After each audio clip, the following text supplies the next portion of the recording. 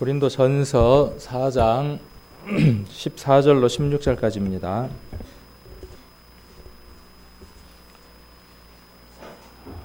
같이 14절로 16절까지 같이 읽도록 하겠습니다. 내가 너희를 부끄럽게 하려고 이것을 쓰는 것이 아니라 오직 너희를 내 사랑하는 자녀같이 권하려 하는 것이라.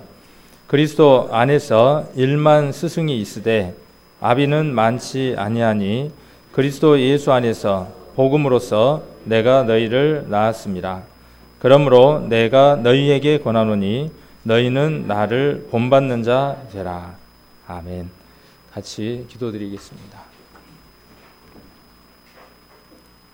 귀한 시간을 저희들에게 베풀어 주셔서 영원한 하나님 나라에 참 소망을 가진 주님의 자녀들, 권속들 이곳으로 불러 모아 주셔서 아름다운 찬양을 하나님 앞에 감사로 돌려드릴 수 있고 심령 가운데에 깨닫게 하시고 또 알게 하시고 영원한 하나님 나라의 소망을 주신 우리 주님을 마음껏 높여드릴 수 있는 이 소중한 시간을 저희들에게 허락해 주신 하나님께 감사를 돌려드립니다.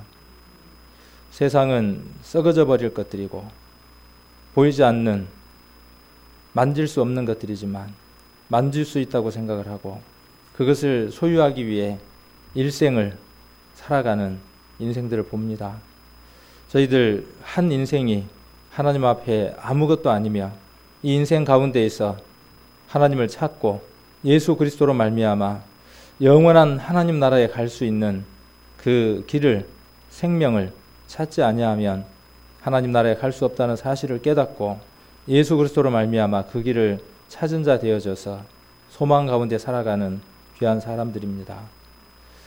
롯처럼 뒤를 돌아보는 사람들 없게 해주시고 우리가 처음 믿을 때보다 우리의 구원이 가깝다고 하는 그 말씀처럼 시간이 지남에 따라 세상의 모든 징조들은 마지막 때인 것을 또 주님이 오실 때인 것을 분명하게 증거하고 있는 것들을 봅니다. 우리가 자다 깰 때가 벌써 되었다는 그 말씀처럼 저희들 육신과 또 게으름들을 깨워서 일으킬 수 있는 삶을 살아갈 수 있도록 은혜 베풀어 주시기를 원합니다. 한 생애 가운데에 한 영혼이라도 하나님 앞에 인도하고 또 구원받은 성도들이 연약한 무릎으로 쓰러져 있을 때에 일으켜 세워 주님 앞에 동력할 수 있는 귀한 삶을 살 수 있는 또 동력자들의 삶들로 저희들 살아갈 수 있도록 은혜 베풀어 주시기를 원합니다. 오늘도 그러한 말씀들로 마음 가운데 깨달음을 얻고 주님 앞에 다짐과 또 주님으로부터 얻는 힘들로 말미암아 승리하는 삶을 살게 하기 위해 이런 귀한 시간들을 갖습니다. 함께해 주셔서 주님의 힘으로 공급해 주시고 주님의 것들로 한 주간을 또 남겨져 있는 시간들을 살아갈 수 있도록 저희들에게 은혜의 말씀들이 되게 도와주시기를 원합니다. 한 시간 함께해 주셔서 귀한 것들로 저희들 심령 안에 각각 깨닫게 해주시기를 원하며 우리를 죄악 가운데서 구원해 주신 고마우신 예수님 이름 받들어 기도드립니다. 아멘.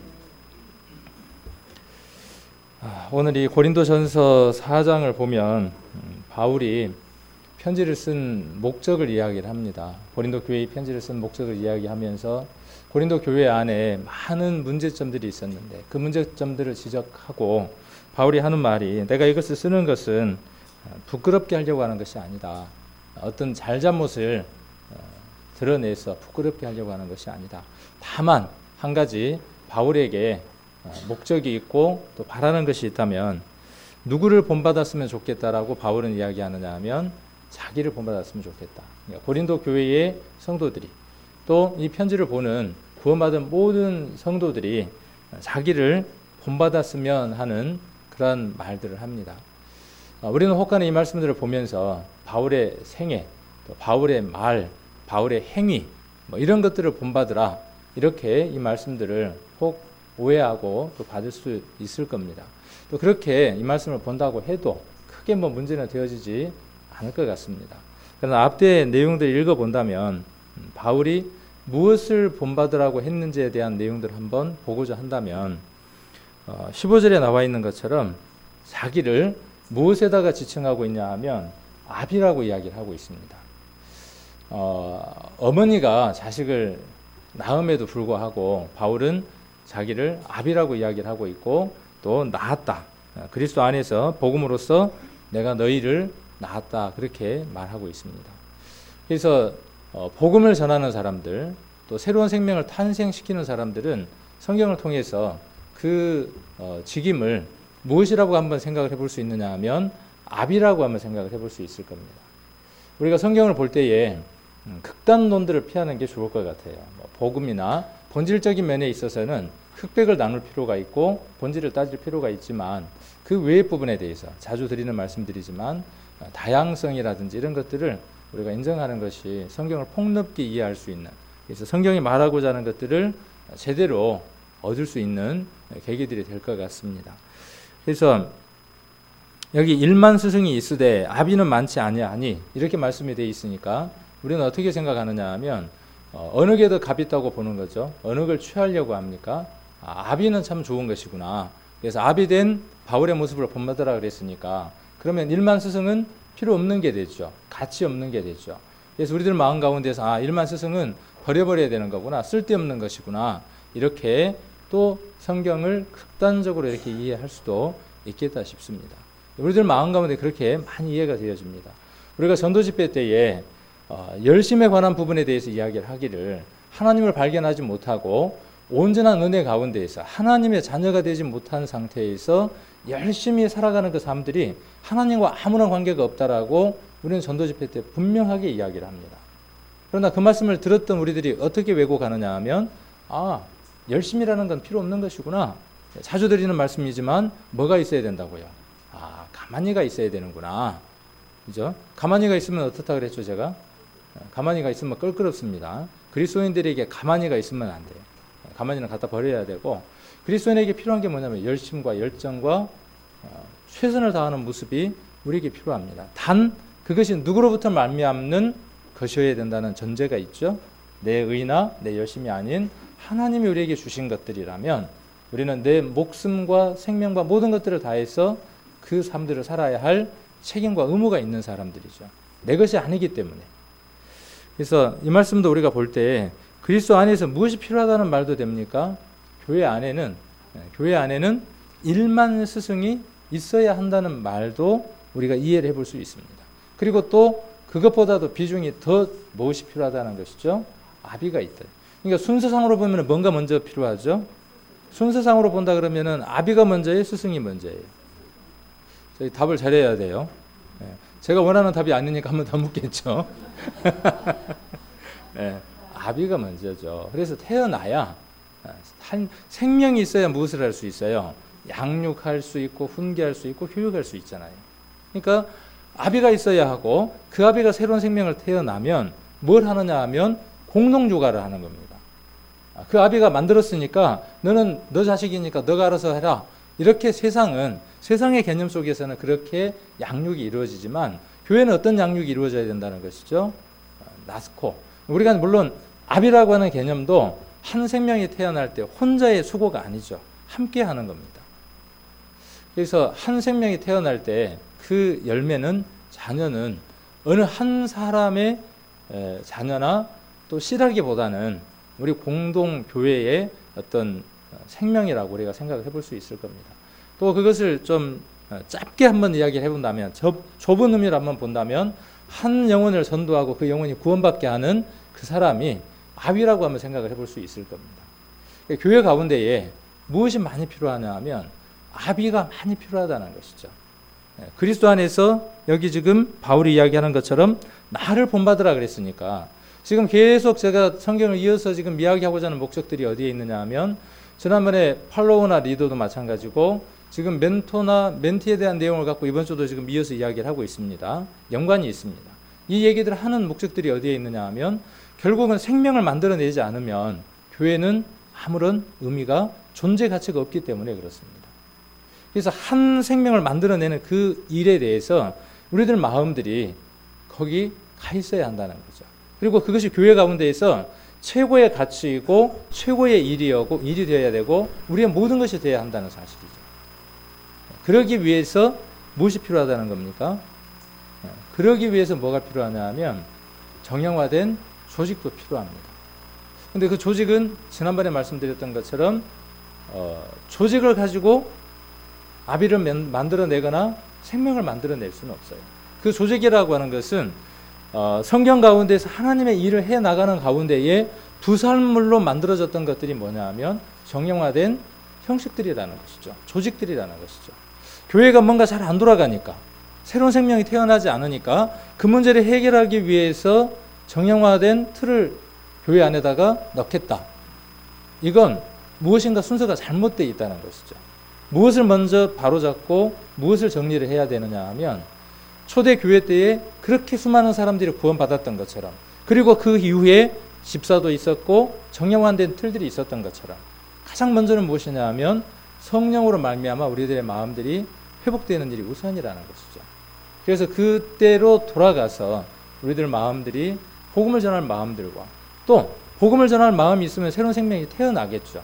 그리고 새로운 생명이 태어나면 그 생명을 어떻게 관리하고 양육시켜서 하나님의 일꾼들로 만들어낼 것인가 하는 것이 교회의 일이어야 되고 숙제해야 된다는 것이죠. 바울은 그 이야기를 합니다. 교회 안에는 일만 스승도 필요하고 그러나 순서상으로 무엇이 필요하다는 거예요? 아비가 필요하다는 거죠. 스승 되는 것은 쉽습니다. 머리로 아는 것으로 가르치면 되니까. 교회 안에는 가르치는 기구가 필요하다는 것을 성경은 열어놓고 있다는 것을 우리가 발견할 수 있습니다. 많은 사람들은 우리 교회의 초창기 우리 교회 안에는 어떤 사고들이 있었냐 하면 가르치면 필요 없다. 이제 우리가 구원을 받을 때에 성령을 통해서 성경으로 구원을 받았으니까 아무도 나를 가르칠 필요가 없다. 그래서 누가 나를 가르치느냐? 성령이 나를 가르치고 하나님 말씀이 나를 가르치지 누구도 나를 가르치지 않는다라는 사고가 일부 사람들에게 있었어요. 그리고 그게 지금도 몇 사람들 안에는 있을 수 있어요. 또 그렇게 생각을 하지 않는다고 할지라도 그의 삶과 그의 생각들이 어떤 생각들을 갖고 있느냐 하면 나는 가르침을 받아야 될 사람이다라고 생각하지 않을 수 있다는 것이죠. 죽는 순간까지 우리는 어떻게 해야 되느냐 하면 배움으로써 살다 가는 겁니다. 자, 요한 1서 여기는 안 잡아도 되겠습니다. 충분히 이해를 하실 수 있겠죠. 그래서 바울이 본받으라고 하는 것은 스승을 본받으라기보다는 뭘 먼저 본받으라는 것이죠. 아비로서의 삶을 본받으라는 거예요. 이 스승과 아비 두 가지 역할을 우리가 합쳐서 뭐라고 한번 생각해 볼 수 있느냐 하면 멘토라고 한번 생각해 볼 수 있습니다. 세상의 개념의 멘토와 제가 여러분들에게 제공하고자 하는, 제시하고자 하는 멘토의 개념을 조금 다르게 한번 잡아보시면 좋을 것 같아요. 그래서 아비로서 자녀를 낳게 하고 그 자녀가 하나님 안에서 온전한 삶을 살 수 있는 데까지, 그래서 스스로 독립해서 새로운 생명을 만들 수 있을 때까지 가이드하고 함께 동역하고 함께 삶을 살아나가는 그 모든 삶을 살아나가는 과정들, 그 과정들이 멘토링이고 그 일을 하겠다라고 나서서 어느 사람에게 그 일을 하고 있다면 그 사람은 이미 멘토라는 사실이죠. 바울은 이것을 우리에게 본받으라고 이야기를 하고 있습니다. 자, 요한 1서 잠깐 한번 보겠습니다. 우리가 이 성경을 보면서 많은 사람들은 이렇게 이야기들을 했습니다. 가르침이 필요 없다. 그래서 우리는 누구로부터 받느냐? 성령으로부터 가르침을 받는 것이다. 이렇게 이 말씀을 가지고 이해들을 하거나 혹간의 교제를 하거나 하는 일들도 했습니다. 요한 1서 2장 27절 한번 보겠습니다. 너희는 주께 받은 바 기름 부음이 너희 안에 거하나니 아무도 너희를 가르칠 필요가 없고 오직 그의 기름 부음이 모든 것을 너희에게 가르치며 또 참되고 거짓이 없으니 너희를 가르치신 그대로 주 안에 거하라. 그러니까 이 얘기를 들으면 어떻게 들려지느냐 하면 이게 누군가 사람으로부터 배울 필요가 없구나. 그러니까 어떻게 하면 된다는 것이죠? 직통으로 받아야 되는구나. 이렇게 오해들을 하기가 쉽습니다. 이 요한 1서는 이단에 관해서 이야기하는 성경이기도 합니다. 이 편지는 목적을 띠고 있습니다. 바울이 쓴 편지는 각각 수신자들에게 그 교회였던 상황과 받는 사람이 처해 있었던 그 상황에 맞춰서 편지들이 기록되어 있습니다. 그래서 1차적인 것은 그 편지가 왜 쓰여졌느냐 하는 것을 이해하는 것이 성경을 이해하는 바른 순서일 겁니다. 그 다음 교훈과 적용이 그 다음 필요할 겁니다. 그래서 적용은 넓게 적용을 할 수 있습니다. 자, 이 말씀은 이 시대에 있었던 영지주의 때문에 온 것입니다. 육신은 아무런 가치가 없다. 그래서 썩어져 없어져 버리는 거니까 마음대로 살아도 된다. 깨닫는 건 뭐가 깨닫는 것이다? 영이 깨닫는 것이다. 영이 중요한 것이지 어떻게 살든 그건 중요한 것이 아니다. 이게 오늘날의 구원파다고 제가 그렇게 말씀을 드렸죠. 구원받았으니까, 깨달았으니까 어떻게 살아도 상관이 없다. 육은 무익한 것이니까 아무렇게나 살아도 상관이 없다.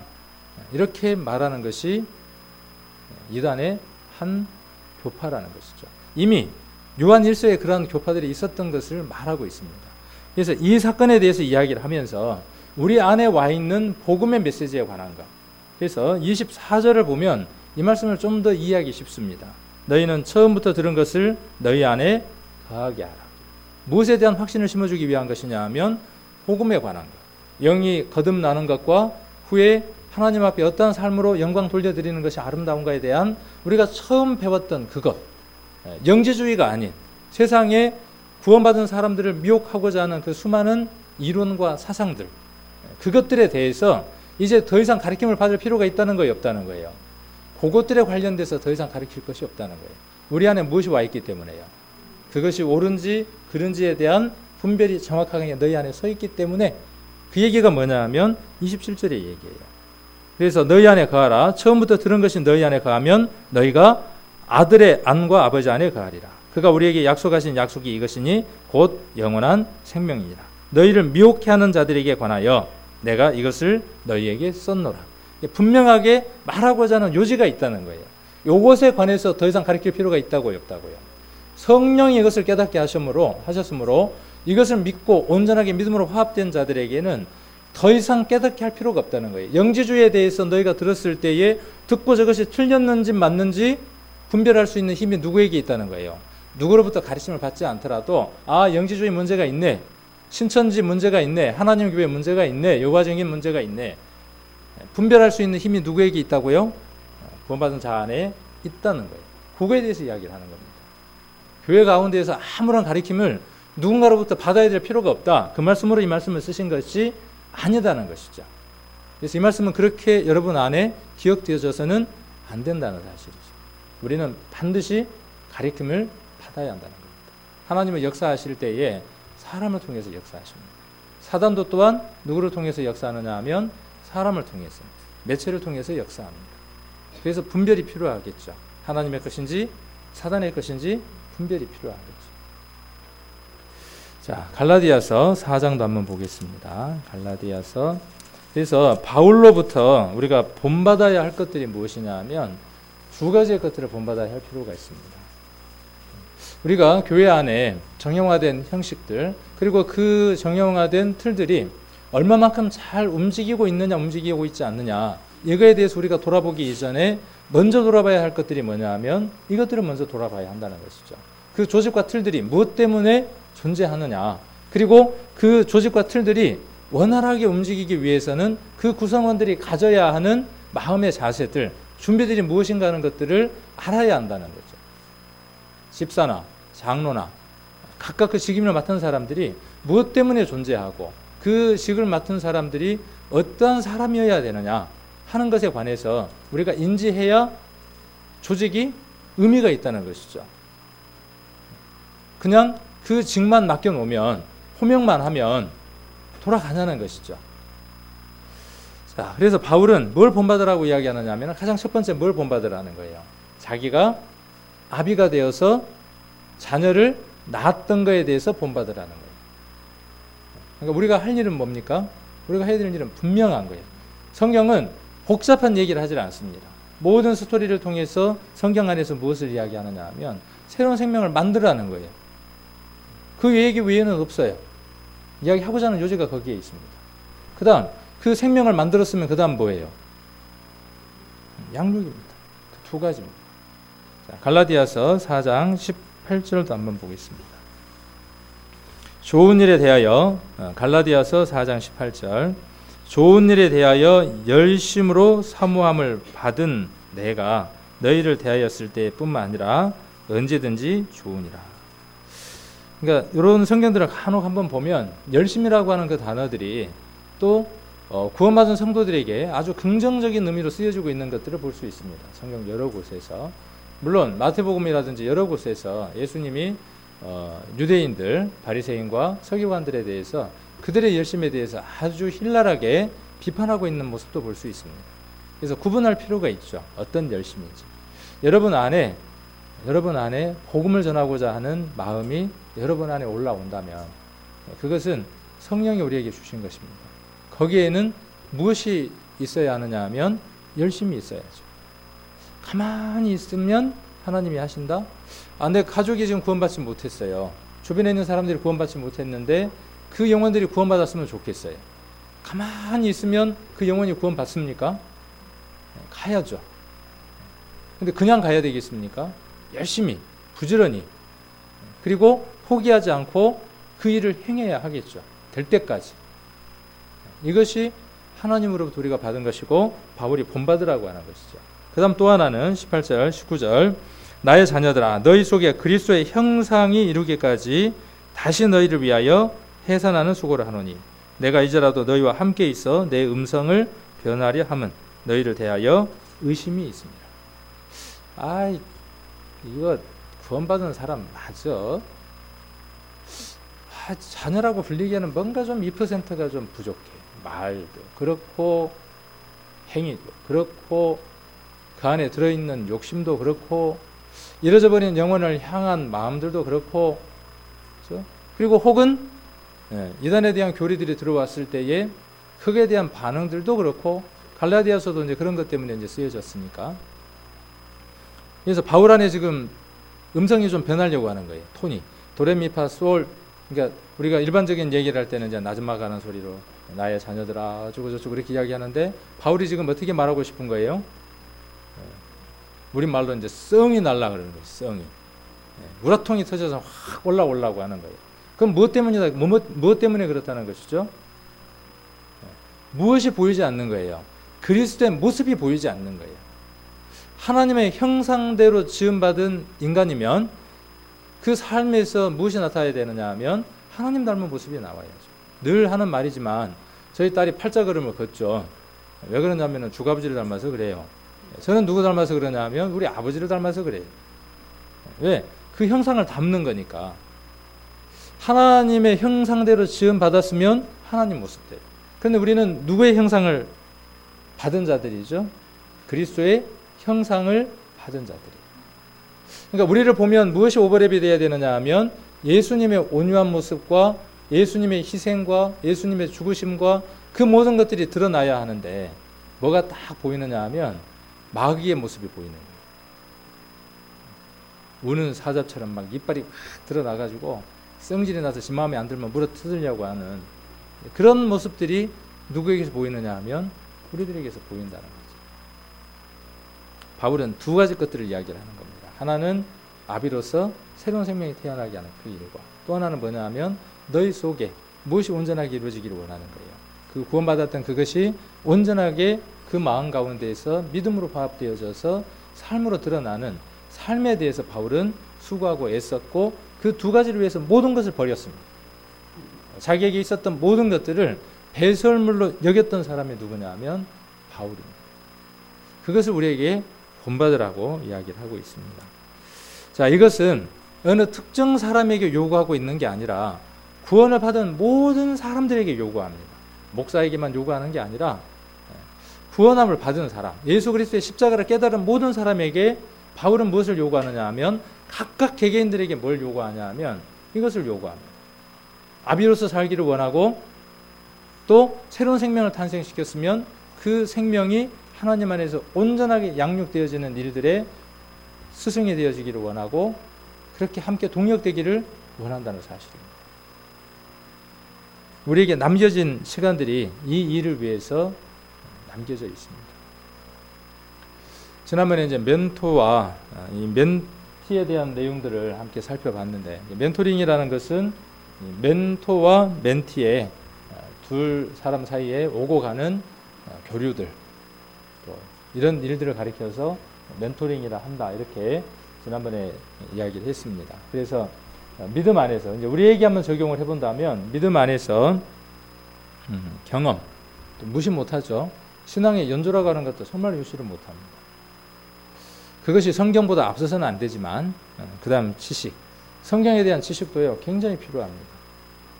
그리고 그것을 아까 말씀드렸던 것처럼 배우려고 하는 마음, 들어보려고 하는 마음.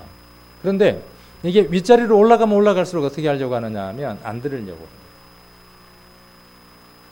네가 나를 가르치려고 그래? 우리 이제 모임 안에 두 목사님이 있잖아요. 저와 우리 최혁동 목사님이 있습니다. 간혹 우리 최혁동 목사님이 저한테 의문형으로 물을 때가 있어요. 목사님 이거 어떻게 생각하세요? 그런데 그렇게 물을 때 제 마음이 뭔 마음이 들 때가 있겠어요. 그래요. 제가 이제 예를 들어서 마음에서 몰랐다 그러면, 아 그래요 목사님 그건 무슨 뜻이에요? 제가 이렇게 나가겠어요? 아니면은 입 다물고 가만히 있겠어요? 대답을 안 하시네. 제가 아니니까 대답을 잘 못 하시는 거예요. 그런데 둘 중에 하나겠죠. 근데 제 마음 안에 무엇이 있냐면요, 안 배우려고 해요. 저보다 좀 더 나은 모습들이 있으면요 거기에 동참하고 싶지를 않아요. 솔직한 제 마음이 그래요. 자, 예를 들어서 광양교회에서 좋은 프로그램이 있어서 광양교회에서 어떤 일들을 진행한다고 칩시다. 광양교회에서 이제 그 일을 한다고 하더라고요. 성경 읽기에 대한 것들을 한다고 그래요. 그래서 목사님이 성경 관련된 것에 대해서 쭉 서머리를 해주고 요약을 해주고 성경을 읽을 때 도움이 되게 해주겠다라고 이야기를 해요. 그러면 제가 우리 교회 성도들 거기에 보내고 싶겠어요? 안 보내고 싶겠어요? 제 마음을 너무나 잘 아시네요. 들어와 보신 것 같네. 솔직히 안 보내고 싶어요. 아주 못되고 악한 마음이 있어요, 제 안에. 그러면 다른 사람 안에는 그런 마음이 없겠어요? 여러분들 안에는? 없는 분들도 있겠죠. 근데 저는 제 마음 안에 그런 마음이 있더라고요. 아, 내 성도는 내가 어떻게 하고 싶어요? 내가 원하는 방식대로 양육하고 기르고 싶어요.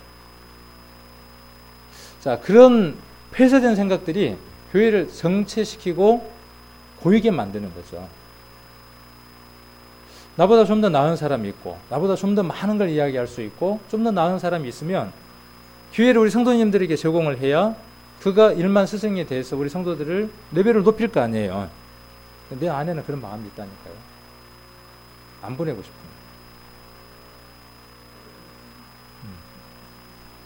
거예요. 근데 이렇게 이야기하고 나면 시원해요, 제가. 네. 그리고 뭐가 되냐 하면 이길 수 있어요. 이런 것들이 뭐냐면은 간증이고 교제들이고 그렇죠. 근데 우리는 어떻게 하려고 하느냐 하면 감추려고 그러는 거예요. 내가 목사니까. 내 마음 안에는 그런 것이 없어. 그리고 뭘 입으려고 하느냐 하면 계속 옷을 입으려고 합니다. 목사의 옷, 남편의 옷, 옷들을 계속 입으려고 하는 거예요. 입으면 입을수록 어떻게 돼요? 완벽하게 가리면 좋을 텐데 가려져요, 안 가려져요? 무화과 옷처럼 간혹 살짝 보여요. 그럼 어떻게 돼요?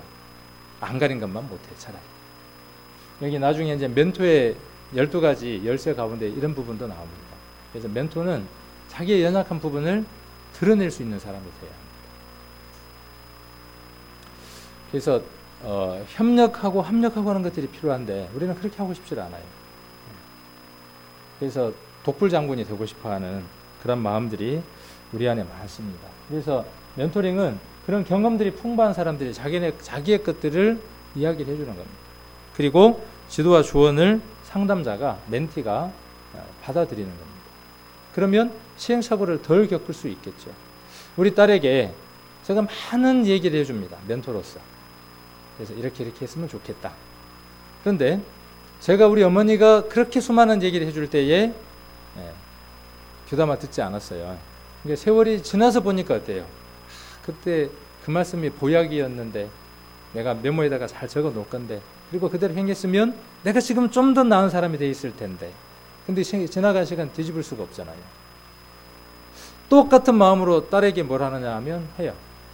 바울이 똑같은 마음으로 교회 가운데 어떻게 했다는 거죠? 그 아비된 심령, 어미된 심령으로 교회 가운데서 했다는 거예요. 자, 이 사람이 누구예요? 이 사람이. 그런 심령으로 다가가는 사람이 누구예요? 그 사람이 멘토예요. 그러니까 어려운 게 아니에요. 멘토는 전혀 어려운 게 아니에요.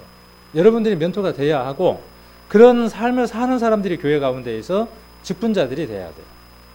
시간이 지났으니까 직분자? 아니에요. 그리고 이미 직분을 받은 사람들은 뭘 해야 되느냐 하면 그 일을 해야 하는 겁니다. 다른 일을 해야 하는 게 아니라. 그래서 반드시 내 마음 가운데 누군가를 품고 있어야 돼요. 미움의 대상으로 품고 있는 게 아니라 양육하고 기를 대상으로 누군가를 내 마음 안에 품고 있어야죠. 유래에 대해서 지난번에 이제 말씀드렸고, 자, 유형은, 멘토의 유형은 한 3가지 정도로 이렇게 나눠볼 수 있답니다. 그래서 첫 번째가 공식적이고 체계적인 멘토링이 있습니다. 그래서 아는 거죠. 당신과 나는 멘토와 멘티다. 이렇게 정해놓고 체계적으로 하는 겁니다. 제가 여장년에서 이것을 요구를 했어요. 그랬더니 이제 이런저런 교제를 하면서 여러 가지 얘기가 나왔는데 요 얘기를 그렇게 해야 되는 이유들을 전체 모임에서 한번 이야기해 주십시오. 그래서 그러지 않아도 이야기하려고 준비를 하고 있습니다. 그래서 이제 오늘 이야기가 되고 있는 겁니다. 그래서 뭐가 필요하냐면요, 공식적인 멘토링도 필요합니다. 당신과 나는 주님 오실 때까지 어떤 관계다는 거죠? 내 경험과 지식과 이런 것들을 전달하고 당신은 내게서 배우는 거죠. 이번에 이제 새로 구원받은 자매님이 계시네요. 저 자매님에게 누가 멘토가 되겠습니까? 공식적인 멘토가 있어야 된단 말이에요. 없으니까 교회가 어떻게 되느냐 하면 저분이 저 성도가 어떻게 살았는지 알 수가 없는 거예요. 그리고 나중에 끊어져 나가더라도 잡을 수가 없어요. 남장년 회장과 여장년의 회장 왜 맡겨졌냐면, 왜 뒀느냐 하면 이 일 때문에 맡겨진 겁니다. 10부장, 100부장, 1000부장 왜 만들었습니까? 다 할 수 없으니까 나눠서 지는 것이죠. 그리고 어려움들이 있으면 어떻게 하는 거예요? 집중 공격을 하는 것이죠. 공략을 하는 것이죠. 교회도 마찬가지입니다. 그래서 남장년과 여장년에는요, 우리 교회에 있어서 아주 중추적인 역할을 합니다. 그래서 저는 이제 여기서 좀 요구를 하고 싶은 게 공식적인 멘토의 관계들을 만들었으면 좋겠어요. 그래서 당신은 누구를 책임지십시오. 자, 누가 교회 안 오면 당신이 책임지고 어떤 일들이 있는지 이야기해 주시고, 신방이 필요하면 같이 신방을 갑시다. 이렇게 지워져 있지 않으니까 뭔 문제가 생기냐 하면 떨어져 나가는 거예요. 이 그물 안에 들어있다가 그 좋은 물고기, 예수님 앞에 구운 생선으로 드릴 수 있는 그 좋은 생선이 빠져나가는 겁니다. 누구에게 책임을 돌리는 게 아닙니다. 제가 해야 될 일이 뭐냐 하면 이렇게 해 나가야 되는 게 저의 책임이고, 그 일 가운데 함께 동참하는 것이 저의 일이니까. 여러분들의 일이고, 그 다음에 비공식적인 멘토링이 있습니다. 우리도 여기 공식적인 체계적인 멘토링처럼 추진팀도 만들고 과정 설계, 진행, 평가, 협약서 이런 것도 하나 쓸까요? 당신과 나는 늙어 죽을 때까지 멘토와 멘티의 관계입니다.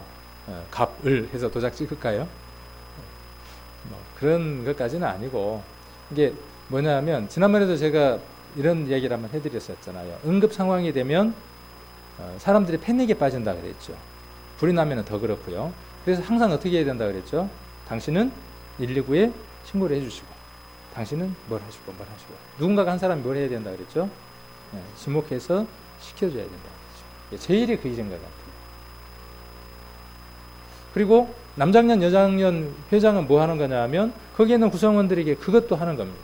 저는 직임자들에게 이렇게 명령을 하고, 명령이라는 말은 좀 그렇고 함께 이렇게 공유할 수 있도록 교제를 하는 것이고, 그리고 그것이 이루어져야 되겠죠. 그래서 어느 형제가 믿음 안에서 문제가 있으면 그런 부분들을 잡을 수 있도록. 그 다음에 비공식적인 멘토링도 있습니다.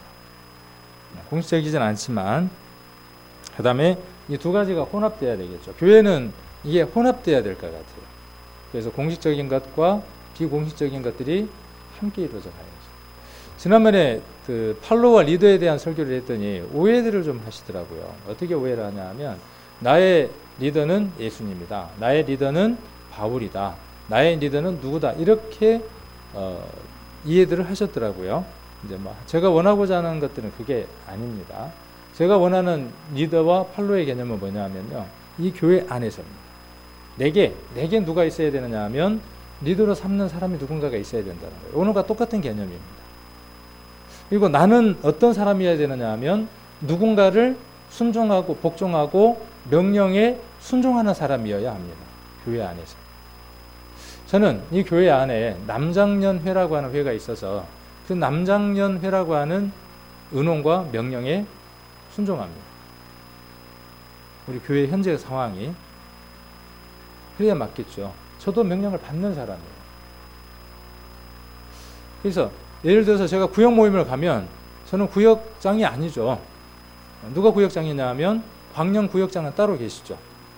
간증하십시오 그러면 예. 기도하십시오 예. 명령을 하달받는 자예요. 그 시간 안에서는. 자, 이런 것들이 되어지지 않으니까 예전에 어떤 일들이 많이 나오느냐 하면 지위를 벗어나는 거죠. 사단은 자기 처소를 지키지 않았고 자기 지위를 지키지 않았습니다. 그 사단이 우리 안에 들어오면 자기 처소를 지키지 않습니다. 그리고 자기 지위를 지키지 않습니다. 에이, 목사들이 하는 꼬라지하고는, 장로들이 하는 꼬라지하고는, 우리 교회 꼬라지 한번 봐봐. 이래갖고 되겠나. 아니, 여장년에 남장년 회장 한번 봐봐. 자, 누가 들어온 거예요? 자기 처소와 지위를 지키지 않았던 사단이 들어와 있는 거예요. 근데 모릅니다. 그것이 부끄러운 것인지를 모릅니다. 그리고 그것은 우리 전체를 흔들어 놓습니다. 복음이 안전해집니다. 가정에서도 은혜가 되질 않아요. 방금 기도하고 가정 예배를 드렸는데 그 자리에서 뭔 얘기를 해요? 아, 우리 목사님은 있잖아, 설교할 때 그 얘기 좀 안 했으면 좋겠어요. 끝나는 거예요. 예배 드리면 뭐 할 겁니까? 그 자리에서. 드리지 말라는 말은 아니에요. 극단론이 아니니까. 그래 버리면 뭐 할 거예요? 다 까먹는 거죠. 뭐. 탈탈 털어먹는 거죠. 우리 교회가 살려면요, 가장 먼저 그것들이 없어져야 돼요. 서로에게 보내는 불평과 불만의 마음. 실수할 수 있고 잘못할 수 있죠. 이건요, 아비된 심령이 되면 바뀌어요. 내 마음이 멘토가 되고 리더가 되고 누군가를 따르려고 하는 마음이 되고 내 마음에 그 마음이 찾아오기 시작하면요, 바뀝니다. 우리가 이번에 이런저런 일들을 해보니까요, 한 30개가 넘는 교회에서 불협화음 없이 그동안에 참 잘 지내왔었구나, 이런 생각들도 해보게 되죠. 왜? 예전에는 알았을까요? 몰랐을까요? 왜 제가 그걸 몰랐을까요? 따라가는 입장이었으니까. 그래서 따라가는 입장이었으니까 힘든 건 모르는 거예요. 이제 지가 해보니까 어때요? 이제 전문용어로 지가 해보니까 땀 뻘뻘 나고 힘드는 거죠. 해보니까. 우리가 뒤에 아웃사이더로, 외인으로, 손님으로 그렇게 머물러 있는 게 아니라 한쪽 발만 딱 담그고 여차하면은 그 발 빼서 다른 일을 하려고 하는 그런 모습이 아니라, 우리 전도 집회 때 거북이 많이 나오잖아요. 물속에 들어가면 얼마나 신속하고 빠릅니까? 일단 밑으로 나오면 어때요? 느리고, 자기가 손해가 되면 손발 머리 다 집어 넣어버리죠. 교회는요, 그런 사람들이 모이면 교회는 한 발도 앞으로 갈 수가 없죠. 복음을 전해보고 싶어요. 마지막 생에 우리에게 마지막 복음을 전할 수 있는 기회가 지금 주어져 있습니다. 그런데 해볼 수가 없어요. 왜 해볼 수가 없죠? 자, A라는 안을 내면 B라는 생각을 가진 사람이 뭐 그거 갖고 되려고. 자, 아파트에 한번 전단지 돌리면서 복음 한번 전해봅시다. 안 해봤잖아요. 근데 이제 해본 거예요. 해봤으니까 뭐라 그래요? 해보니까 안 됩디다는 거예요. 어떤 안들을 낼 수가 없어요, 교회에서. 왜 그렇습니까? 왜 그래요? 아까 말씀드렸던 것처럼 순종하고 복종하고 따라오려고 하는 마음들이 우리들 마음 안에 있다면 그런 문제가 생기지 않겠죠. 자, 아까 바울이 이야기했던 것처럼 부끄럽게 하려고 이 말씀을 드리는 게 아니고, 그렇죠? 부끄럽게 하려고 하는 게 아니죠. 저도 똑같은 모습으로 살아가고 있습니다. 자, 그래서 이렇게 멘토링은 세 가지 관계들이 있는데, 이런 것들을 우리가 교회 가운데에서 적용하고 해야 될 필요들이 있다는 거죠. 그래서 의도적으로 만나고 의도적으로 교제하고 의도적으로 함께 뒹굴리면서 살아가는 겁니다. 자, 바울은 원래 그렇게 괜찮은 사람이었을까요? 원래 그렇게 복음을 잘 전하는 사람이었을까요? 성경에 나와 있는 것처럼 어느 날 갑자기 성령을 딱 받고 그날부터 그냥 복음을 힘차게 전했던 그런 인물이었을까요? 성경을 보다 보면 그분이 복음을 전하기까지의 과정들을 우리가 찾아볼 수 있더라고요. 바울도 한때 멘티였어요. 그를 믿음 안에서 세워주는 조력자가 있었고 복음을 전할 수 있도록 그에게 서포트했던 수많은 인물들이 성경 안에 기록되어 있더라는 겁니다. 우리 교회 가운데에 우리들이 새로 구원받은 사람들에게 그렇게 조력자들이 되고 협력자들이 되어져서 일꾼들로 만들어내는 것이 우리의 일들일 겁니다. 사도행전 9장을 한번 보겠습니다.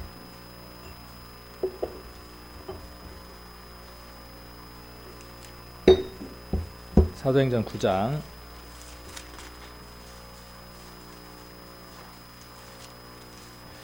여러분들이 잘 아시는 것처럼 바울은 예수를 잡아서 죽이려고 다메섹으로 가다가 누구를 만나느냐 하면 예수님을 만납니다. 그리고 거의 반초죽음이 되죠. 자, 그런 상태에서 우리 표현으로 구원을 받습니다. 거듭나게 되죠. 그가 하나님의 일을 하고 싶은데 할 수 있겠어요, 없겠어요? 자, 유대인들에게 복음을 전하고 싶고 그 주변에 있는 사람들에게 복음을 전하려고 하는데 가서 복음을 전하려고 하면 사람들이 어떻게 알겠어요? 아, 이 사람이 거짓말을 해서 내가 예수를 믿는가 안 믿는가 알아봐가지고 나를 잡아서 대제사장이나 로마에다 갖다 죽이려고 지금 수를 쓰고 있구나. 이렇게 생각하겠죠. 어떤 사람이었습니까? 예수를 죽이는 데에 가장 앞장섰던 사람입니다. 스데반이 돌에 맞아 죽을 때 거기서 팔짱을 끼고 뭐하고 있었던 사람이에요. 흐뭇하게 내가 정말 하나님의 일을 하노라고 그렇게 기뻐했던 사람이 누구냐 하면 사울이고 바울이었습니다. 자, 그가 하나님의 일을 할 수 있는 데에는요, 여기 9장과 뒤에 쭉 보면 여러 인물들이 기록되어 있습니다. 이 사람들이 없었다면 그 일을 할 수가 없습니다. 여러분들에게 누군가의 그러한 사람들이 없이는 우리는 하나님의 일을 할 수 없는 사람들입니다. 또 내가 누군가에게 이 일을 하지 않으면 그 사람도 하나님의 일을 할 수 없습니다. 자, 10절 한번 보겠습니다. 9장 10절. 앞에 9장 1절부터는 이제 사울에 대한 얘기들, 그래서 식음을 전폐하고 사흘 동안이나 식음을 전폐하고 있었던 것들을 누워 있었던 걸 볼 수 있습니다. 사울이 10절에 그때에 다메섹에 아나니아라 하는 제자가 있더니 주께서 환상 중에 불러 가라사대 아나니아야 하시거늘 대답하되 주여 내가 여기 있나이다 하니 주께서 가라사대 일어나 집가라 하는 거리로 가서 유다 집에서 다소 사람 사울이라는 자를 찾으라. 저가 기도하는 중이라. 저가 아나니아라는 사람이 들어와서 자기에게 안수하여 다시 보게 하는 것을 보았느니라 하시거늘 아나니아가 대답하여 주여 이 사람에 대하여 내가 여러 사람에게 듣사온즉 그가 예루살렘에서 주의 성도에게 젖지 않는 해를 끼쳤다 하더니 여기서도 주의 이름을 부르는 모든 자를 결박할 권세를 대제사장에게 받았나이다 하거늘 주께서 가라사대 가라. 이 사람은 내 이름을 이방과 임금들과 이스라엘 자손 앞에 전하기 위하여 택한 그릇이라. 그가 내 이름을 위하여 해를 얼마나 받아야 할 것을 내가 그에게 보이리라 하시니라. 아나니아가 떠나 그 집에 들어가서 그에게 안수하여 가로되 형제 사울아 주 곧 내가 오는 길에서 나타나시던 예수께서 나를 보내어 너로 다시 보게 하시고 성령으로 충만하게 하신다 하니 즉시 사울의 눈에서 비늘 같은 것이 벗겨져 다시 보게 된지라. 일어나 세례를 받고 음식을 먹으며 강건하여 지니라. 사울이 다메섹에 있는 제자들과 함께 며칠 있을 때에 즉시로 각 회당에서 예수의 하나님의 아들이심을 전파하니 듣는 사람이 다 놀라 말하되 이 사람이 예루살렘에서 이 이름 부르는 사람을 잔해하던 자가 아니냐. 여기 온 것도 저희를 결박하여 대제사장에게 끌어가고자 함이 아니냐 하더라. 사울은 힘을 더 얻어 예수를 그리스도라 증명하여 다메섹에 사는 유대인들을 굴복시키니라. 여기 아나니아라고 하는 사람과 사울의 관계가 쭉 설명이 되어져 있습니다. 자, 아나니아가 사울을 만났을 때 아나니아의 마음은 어떤 마음이었을까요? 자, 안수에서 하나님의 일을 하는 사람으로 쓰여지게 하고 싶었겠어요? 아나니아의 마음 안에 어떤 마음이 있었을까요? 여기 읽어보니까 어떤 마음이 있었어요? 내가 사울에 대해서 여러 사람에게 들었다는 거예요. 우리 교회 가운데도 새로운 생명을 얻게 되면 또 그분의 과거의 것들을 많이 알게 되죠. 그 사람 옛날에 그런 사람이었어. 그 사람 있잖아 이런 사람이었어. 또는 지금 우리가 이 안에서 그를 위해서 멘토가 되고 싶고 하나님의 일을 하게 하고 싶은데 우리는 어떤 마음을 가졌냐면 그 사람 지금까지 이렇게 살아왔잖아. 그 사람 이런 사람이잖아. 근데 그 사람이 하나님의 일을 한다고? 아니야, 안 돼. 아나니아처럼 그런 마음이 있다는 거죠. 멘토가 되려고 하는 사람은 무엇을 버려야 하느냐 하면 이 아나니아가 갖고 있었던 마음을 가장 먼저 버려야 한다는 것이죠. 선입견과 편견과 그 사람이 육신으로 있었던 때의 것들을 버려야 한다는 거죠. 그 안에 누가 거하고 있다는 거예요. 성령이 거하고 있고 예수님께서 거하고 있다는 사실을 인정하는 것이 멘토를 시작하는 사람의 가장 중요한 일일 겁니다. 그래서 뭘 하느냐 하면 안수를 하죠. 17절에 보니까 뭐라고 불러요? 형제 누구예요? 사울아 하고 뭘 합니까? 안수를 합니다. 축복을 해주죠. 그래서 멘토는 축복하는 사람입니다. 잘할 수 있어. 잘했어. 관심을 갖고 이 일을 하는 사람입니다. 실수하는 것을 지적하는 것도 해야 하겠지만 가장 먼저 어떤 일이냐 하면 당신은 하나님께 귀하게 쓰임받을 사람이야. 이 일로 지음을 받았고 지금 그 일을 할 수 있는 귀한 사람이 바로 당신이야 라고 축복해 줄 수 있는 사람. 안수라는 말은 그 일을 할 수 있도록 전가시킨다는 말이 들어있죠. 그래서 너는 하나님의 일을 해야 하는 사람이야 라고 등을 밀어주고 힘을 북돋아주는 것이 누구냐 하면 멘토가 아나니아가 해야 할 일이었죠. 그래서 비늘 같은 것이 사라졌죠. 18절에 보면 보게 됐어요. 그리고 뭘 받았습니까? 그러니까 사울이라고 하는 바울이라고 하는 그 유명한 사람도 누구로부터 무엇을 받았다는 거죠? 독불 장군이 아니라 뭘 받았다는 거예요? 누구로부터 침례를 세례를 받은 사람이라는 것이죠. 우리도 누군가로부터 쓰임 받기 위해서는 이 과정들이 필요하다는 거죠. 자, 19절 음식을 먹었어요. 그러니까 이 멘토는 무엇도 제공하는 사람이냐 하면 영육 간에 제공을 해주는 사람입니다. 먹을 것도 제공을 해야죠. 그 멘티가 굶주려 있거나 부족한 것들이 있을 때에 그 부족한 것, 육에 관한 것도 풍성하게 채우는 사람이 누구냐 하면 멘토입니다. 교회를 나오지 못하는 형편이 물질에 관한 것이라면 조용히 그 물질을 채우는 사람이 누구냐 하면 멘토예요.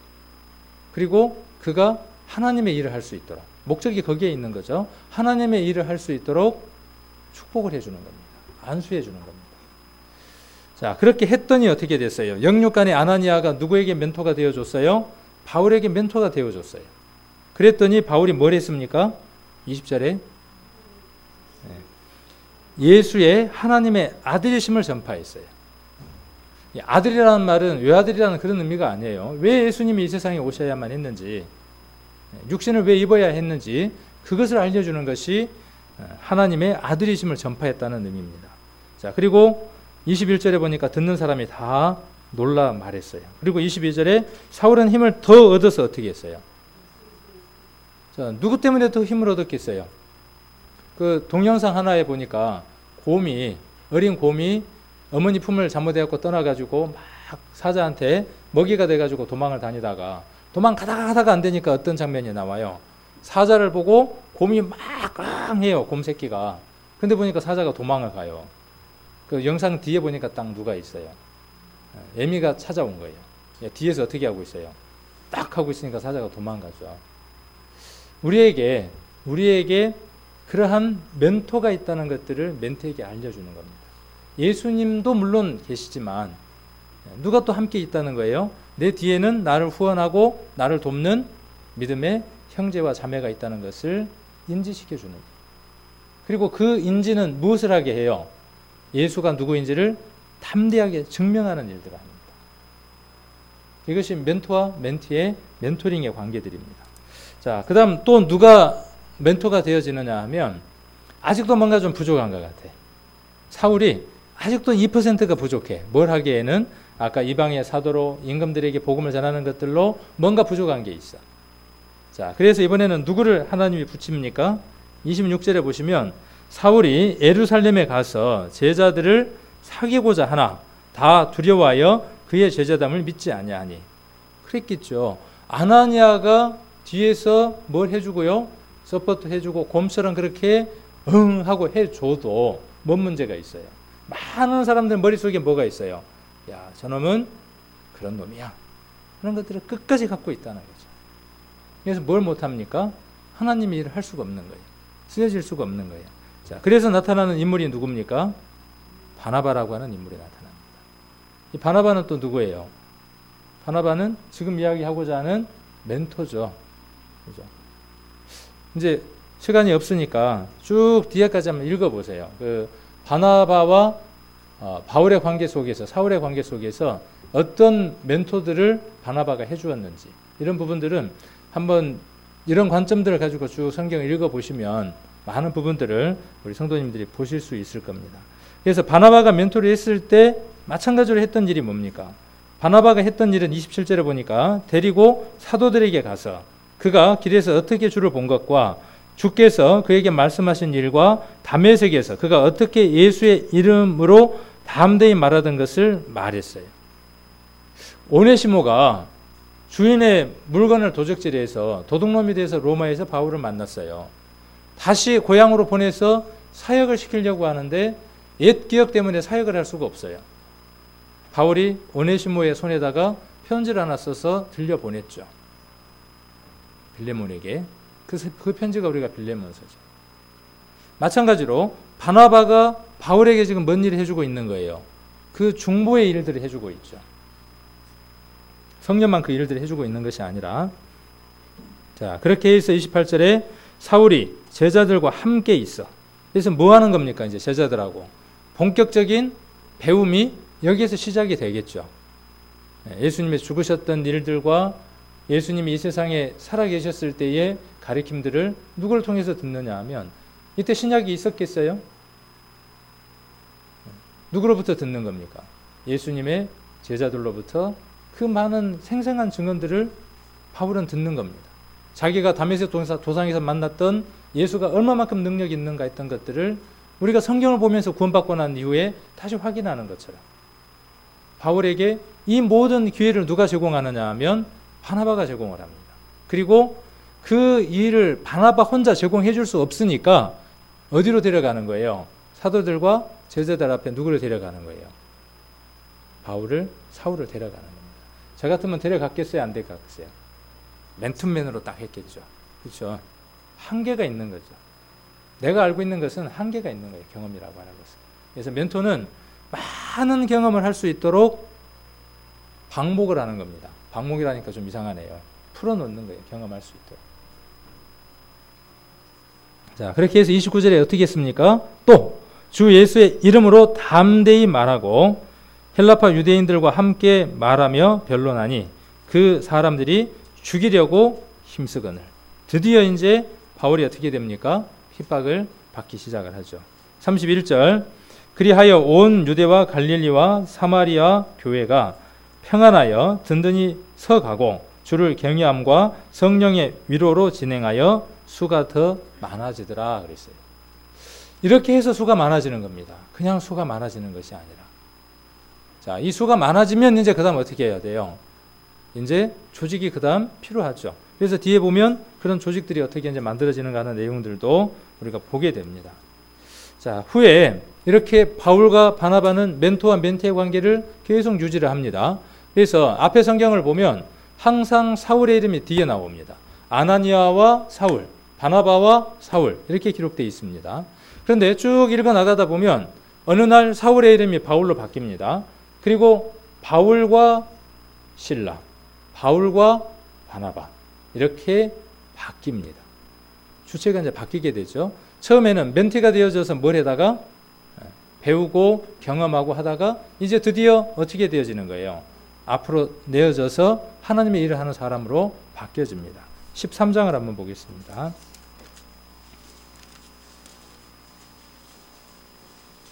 자, 13장 2절 한번 보겠습니다. 이제 성경을 쭉 읽어 보셔야 됩니다. 주일 설교는 여러분들에게 동기부여하는 것이고요. 가셔서 성경들을 쭉 확인해 보셔야 자기 있게 되어집니다. 2절 주를 섬겨 금식할 때에 성령이 가라사대 내가 불러 시키는 일을 위하여 바나바와 사울을 따로 세우라 하시니 이에 금식하며 기도하고 두 사람에게 안수하여 보내니라. 그러니까 하나님의 일을 하기 위해서 다른 곳에 파송을 하는 거예요. 파송할 때 누구를 파송한 겁니까? 바나바와 누구를요? 사울을 지금 안수해서 보낸 거예요. 그러면 그 위에 누군가가 있었겠어요? 없었겠어요? 그 위에 결정하고 의논한 기구가 또 있었겠죠? 그 일에 사울은 순종하고 따랐다는 거예요. 그러니까 믿음의 리더는 철저하게 팔로워야만 리더가 될 수 있다는 사실들을 이러한 성경들을 통해서 우리가 볼 수 있다는 것이죠. 교회 안에서 우리 성도님들이 복종하고 순종하고 배워야 하고 많은 경험을 해야 하는 이유들이 여기에 있는 겁니다. 자, 그런데 9절로 한번 넘어가 보겠습니다. 7절에도 마찬가지로 이름이 사울이 뒤에 나옵니다. 9절 한번 볼게요. 바울이라고 하는 사울이 성령이 충만하여 그를 주목하고 그랬어요. 자, 어디까지가 멘토의 역할이냐 하면 성령이 그 안에 충만하게 채워질 때까지. 자, 그래서 사울이라는 이름이 뭘로 바뀌었어요? 바울로 비로소 바뀌기 시작합니다. 사울은 히브리식 이름이에요. 큰 자라는 뜻입니다. 바울이라는 뜻은 헬라식 이름입니다. 여러분이 잘 아시는 것처럼 작은 자라는 뜻입니다. 근데 사울은 그렇게 표현을 합니다. 유대인들에게 복음을 전할 때에는 자기를 사울로. 내가 이만한 능력이 있었던 자다. 그러나 내가 포기했다. 그러나 이방인에게는 뭘로요? 바울로 이렇게 소개를 합니다. 그래서 율법 있는 자들에게는 있는 자처럼, 할례 받은 자들에게는 할례를 받은 자처럼 바울은 그렇게 이야기하는 것들을 한번 살펴볼 수 있습니다. 자, 그리고 난 이후에 13절 한번 볼게요. 바울과 및 동행하는 사람들이 그랬어요. 이제 주체가 누구로 바뀌었어요? 바울로 바뀌었습니다. 이후로부터는 바울과 디모데, 바울과 디도, 바울과 누구? 그래서 바울이 어떤 자로 지금 서 있게 됩니까?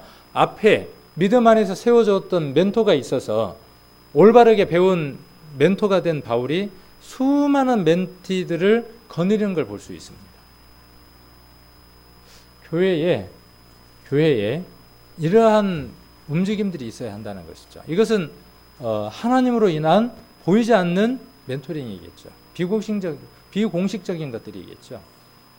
자, 이러한 것들이 이루어졌던 것들을 우리가 성경을 통해서 한번 살펴볼 수 있습니다. 우리 교회 안에 이런 일들이 이루어져 가야 되겠죠. 자, 성공적인 멘토링을 하려면 10가지 정도의 체크 포인트가 있답니다. 그래서 이것 인터넷에 나와 있는 것을 제가 한번 정리를 해서 보고자 합니다. 여러분들이 이제 멘토가 돼야 되니까 자녀에게 멘토여야 되죠. 그렇죠? 또 주변에 있는 사람들에게 멘토여야 되고 이 교회 가운데에서 여러분들이 멘토여야 됩니다. 그리고 그분들 가운데에서 교회의 직임을 맡을 수 있는 직분자들이 나오는 겁니다.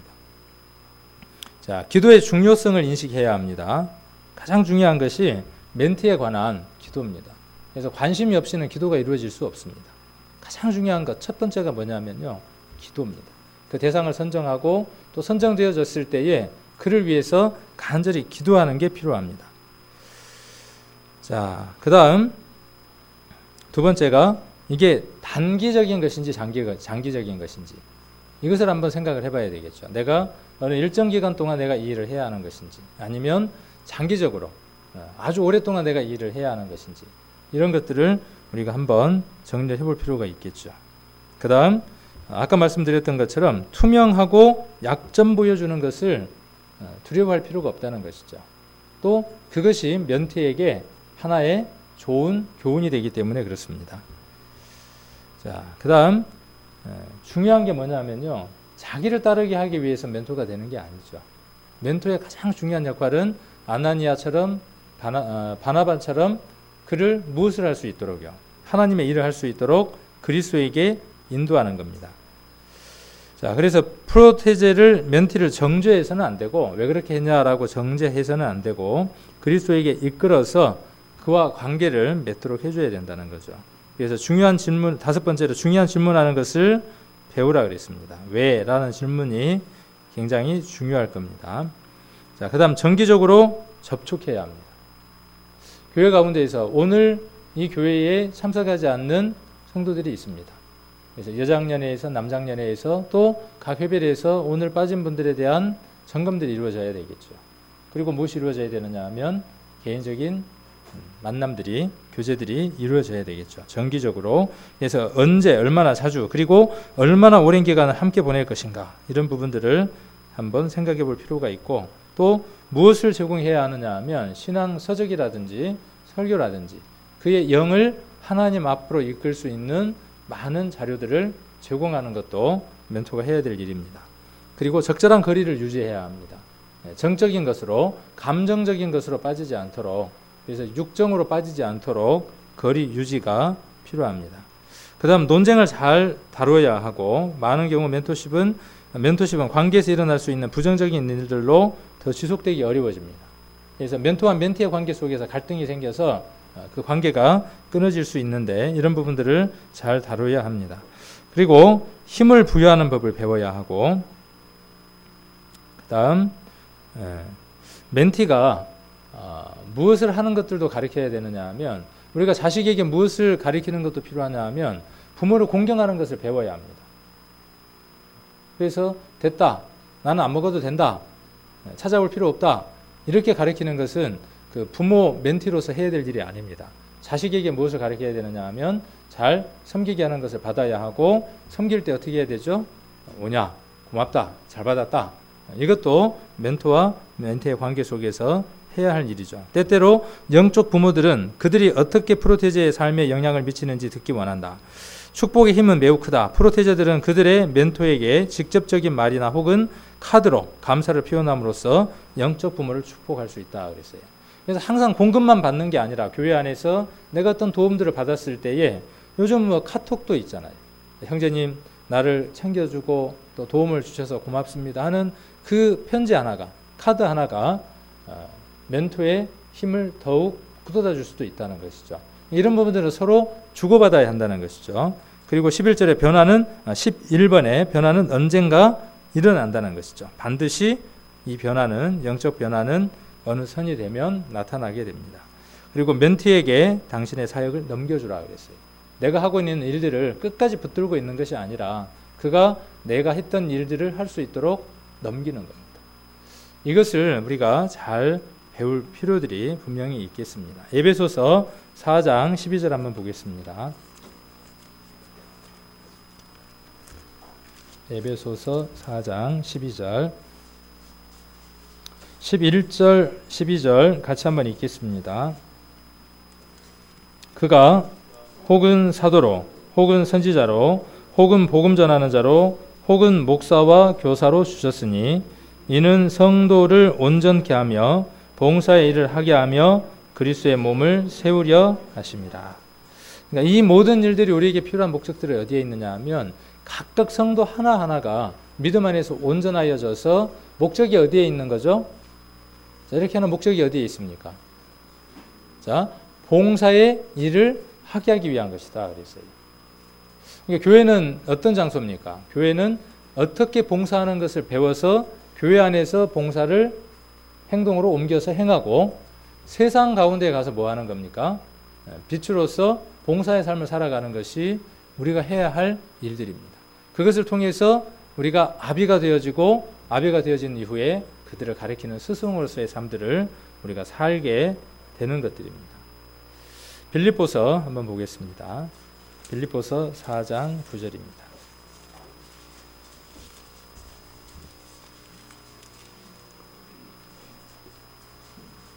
빌립보서 4장 8절, 9절 같이 한번 읽겠습니다. 종말로 형제들아, 무엇에든지 참되며 무엇에든지 경건하며 무엇에든지 오르며 무엇에든지 정결하며 무엇에든지 사랑할 만하며 무엇에든지 칭찬할 만하며 무슨 덕이 있든지 무슨 기림이 있든지 이것들을 생각하라. 너희는 내게 배우고 받고 듣고 본 바를 행하라. 그리하면 평강의 하나님이 너희와 함께 계시리라. 아까 요한 1세에 기록되어 있는 것처럼 나는 아무런 가르침도 받을 필요가 없다라고 생각하는 그 마음을 가졌던 사람 마음 안에 평강이 있냐? 없습니다. 있다고 할지라도 그것은 거짓된 평강입니다. 온전한 평강은 언제 오느냐 하면 내가 누군가로부터 팔로워가 되어져서 그가 내게 준 대로 배우고 듣고 한 것들을 믿음 안에서 행할 때 내 안에 무엇이 비로소 오느냐 하면 평강이 찾아옵니다. 그리고 또 하나 찾아오는 게 뭐냐 하면 내가 부족하지만 리더로서 멘토로서의 삶을 사는 삶이 이루어져 간다는 겁니다. 그래서 많은 것들을 우리가 교회 안에서 배웁니다. 우리 성도님들이. 이것들이 내 삶 가운데에서 행해지지 않는다면 아무런 의미가 없습니다. 오늘까지는 우리가 여러 가지 것들을 통해서 근본적인 원리, 힘들 이런 것들에 대한 것들을 한번 살펴보는 시간들을 가졌습니다. 그래서 우리 성도님들 마음 안에 어떤 것들이 있어야 하느냐 하면 내가 자석이고, 그래서 F와 L의 힘을 가진 특별한 자석이라는 것, 그리고 나는 멘토라는 것, 그리고 나는 멘티라는 것, 그리고 먼저 내가 멘티가 되어져서 멘토로부터 충분하게 흡족하게 배운 것들을 행할 때 나는 누가 되어져 있느냐 하면 멘토가 되어져 있다는 사실. 그래서 이러한 삶을 사는 사람을 들어서 교회에서 뭘 하게 해야 되겠어요? 공적인 직임을 맡겨서 일을 하게 해야 하겠죠. 우리 교회 안에 우리 성도님들 지금까지 구원받은 지 10년, 20년, 30년 지난번에 한번 손 한번 들어보라 그랬잖아요. 많은 세월의 시간들을 보냈습니다. 그 안에서 정말 바울이 본받으라고 하는 것처럼 내가 아비가 되어서 새로운 생명을 한번 탄생시켜 봤는지, 그리고 일만 스승이 되어서 내가 교회 안에서 어린 영혼들, 어린 새싹들을 관심을 갖고 한번 성장시켜 봤는지, 이 일을 안 하고도 내가 하나님의 자녀입니다, 내가 신앙인입니다, 구원받았습니다, 그렇게 하나님 앞에 말할 수 있는 것인지, 이런 부분들을 우리가 한번 돌아보고 그동안에 열심을 내지 못했다면 내 열심이 아니라 이런 말씀들을 기반으로 해서 내 안에 가장 먼저 그리스도를 회복하고 그 다음 한 발 앞으로 발을 디뎌서 가운데 머뭇대는 게 아니라 이 교회 안에 온전하게 발을 디뎌서 하나님의 일을 할 수 있는 그런 우리 성도님들이 되시기를 간절히 원합니다. 자, 오늘은 성찬 예식이 있는 날입니다. 참 사람의 습관이 안 바뀌죠. 성찬보다는 만찬으로 씁시다 그랬는데 나도 모르게 그냥 나오죠. 참 무서운 거예요. 그러니까 습관은 그래서 제2의 천성이라 그러죠. 처음 구원받고 나서요, 우리 이제 구원받은 성도들이 여러분들의 모습들을 볼 겁니다. 그리고 그것은 습관이 되어져서 새로운 삶의 천성들이 될 겁니다. 그래서 우리가 어떻게 사느냐는 지난번에도 말씀드렸던 것처럼 정말 중요한 것 같습니다. 자, 요한복음 한번 보겠습니다. 요한복음